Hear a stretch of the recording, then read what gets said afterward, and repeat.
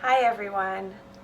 I wanted to make this video as an update on my personal health and to share what I think is a very important message.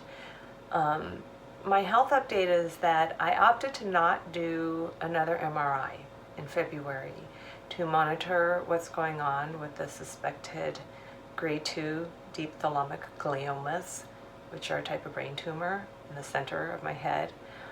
The main reason being that when I met with the neuro-oncologist last year, I asked her point blank, if we monitor them and you find that they are progressing or have worsened, is there anything that can be done? And I kind of already knew from another conversation that there really wasn't. We could try chemotherapy, she had said. But after I researched that, I discovered that at best, it buys patients a handful of months. And that, of course, would have to be offset by your quality of life for those months. And she confirmed that what I had read was true. And so I had already made the decision that if they ever progress, that I would not pursue that type of treatment. So at that point, it was kind of like, well, then why monitor them? Because if it shows that they are worsening, then all I would do would be to sit and stress out and wait for the first symptom to appear versus enjoying my life and moving forward. So I opted not to do it for that reason, but I'll also say that I truly don't believe they've worsened at all. And the whole idea of doing the macrobiotic diet and lifestyle and all of the emotional and spiritual work that I've done in the past 2 years is to not make the tumors go away. It's actually, my focus is simply to strengthen my immune system. So I began the process definitely out of fear, but at some point it changed, and all of a sudden it just became about, oh no, I should just try to be as healthy as I can possibly be. The message I want to share today is about health. It's about our immune systems and the fact that because of the COVID-19 pandemic, there's an issue that kind of fell on my radar, and I just feel compelled to say something about it. And that is that I don't want to be alarming. I don't want to stress people out, but I think the message is important. So I had started hearing and reading stories, and then actually talked to a friend who knows someone this is personally happening to. And the issue is this: people who were already in chemotherapy treatment for cancer and people who are right now being diagnosed with cancers that would normally be treated with chemotherapy, they're being told that their treatments are canceled or postponed indefinitely, that if you're discovered to have a late-stage tumor, it can't be surgically removed at this time because the hospitals are either near peak capacity or are preparing to be at peak capacity for COVID-19 patients. And because of that, cancer patients can't all receive the treatments that they want or need. I can only imagine how devastating being told that is at such a life-altering moment. I think I would be frightened. I would be angry. I wouldn't know what to think. And what I'm concerned about is that people will feel hopeless. And when you're given news like that, one of the worst things that you can do is feel hopeless, because it impacts you on this emotional level, which then impacts your body on a chemical level. And the immune system functions best when it is not stressed. There's tests that are done, there's research that has been done that shows that your body chemistry when you are stressed inhibits the immune system because you're in this state of fear, and so your body is waiting to respond in a particular way. When you're not in stress, your body doesn't create those same chemicals. Your body is able to rejuvenate and restore itself. And that is how your immune system operates optimally. That's why I felt important for me to get out of this fear thinking mode 2 years ago and really empower myself and do what I could to improve my odds of either stopping the progression of what's going on in my head or reversing it. If you talk to people, you will find people who, while they may personally not have reversed a terminal diagnosis for a disease, they will know people. I'm amazed at how many of my personal friends have come forward and told me stories about what their neighbor did or their brother did or they themselves did when they were given that kind of news. And so I want to recommend to people to, if you're told this devastating news of we're canceling your treatment or we're not going to even begin your treatment, to once you get past the fear, which is totally normal and probably anger, to then maybe find a way to feel empowered. Because even if chemotherapy is the treatment you want and it's the treatment you believe is the one you need to overcome a condition, that may be true. But if you can't have it, then what else can you do? And there are many, many modalities of alternative medicine. Some you've probably heard of, many you've probably never heard of. You can learn all about them on the internet just by doing a simple Google search. A friend sent me the trailer to a movie called Heal. It's a documentary that really just introduces you to a multitude of different alternative healing methods. And what I found interesting is some of those professionals contradict other professionals in the same movie.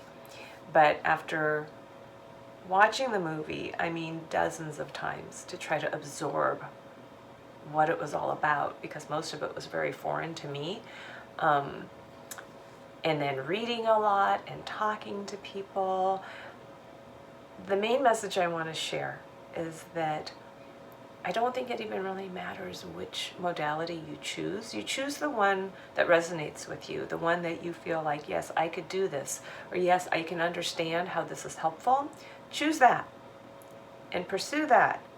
And the most important thing is that all of the modalities change you from doing what you did before the diagnosis up until you received it. And then if you change the conditions in your life from that point forward, you create a different environment within your body, within your mind. And that might be all it takes to, at the very least, stop the progression of what is going on until you can receive the treatment that you believe you need. And if you can just halt it, even if it's cancer, if you are doing okay and you're told you have cancer, but you could hang on for a few more weeks or months by not allowing it to worsen, then it may be worth considering. And in a best case scenario, it could even reverse more, because there are plenty of people out there who have done that and never needed the treatment. Some people do both. You have a surgery and then you do holistic methods, or you do a surgery and some chemo in conjunction with alternative medicine, or some people just do alternative. Everyone has to do what they feel comfortable with. But at this point in time, if you are told you cannot be treated, I just don't want you to lose hope. I want you to realize that your body is capable of being healthy. It was healthy before it got sick. It knows how to do that. And very likely, there is some kind of lifestyle element that could have contributed to. I'm not saying everything is caused by what you eat or the way you think, but there's a very, very good possibility that what you eat and what you think could contribute to a condition presenting itself. So those are things that we can all do something about. And at this point in time, it may be the only thing we can do. I truly hope that none of you are faced with that kind of a message, or your loved ones. But if you or they are, I hope you'll remember this video, and I hope you'll remember this message. I would absolutely recommend that anybody, even if it has nothing to do with what's going on right now, but if you even have a chronic health condition, that you'd like to take some steps to try to alleviate to some degree what you're enduring, I would definitely recommend two things. Watching Heal, the documentary, the movie, which you can order a DVD online or watch through the online streaming services. And I'd also recommend a particular book by one of the doctors in that movie. It's Dr. Kelly Turner.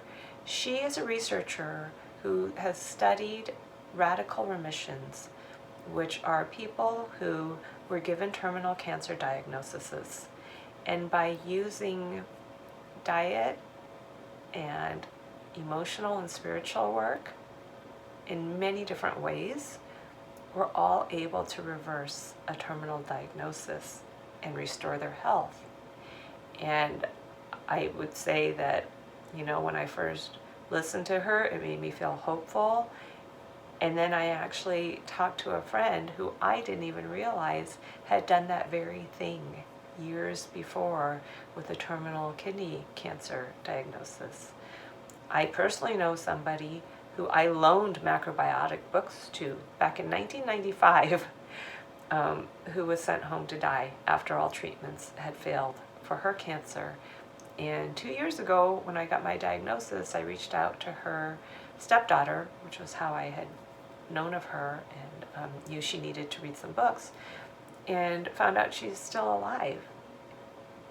She was given like 3 to 5 weeks, I think, in 1995, right around Christmas in December, and she's still alive today. So that was affirmation to me and very reassuring to me that it's possible.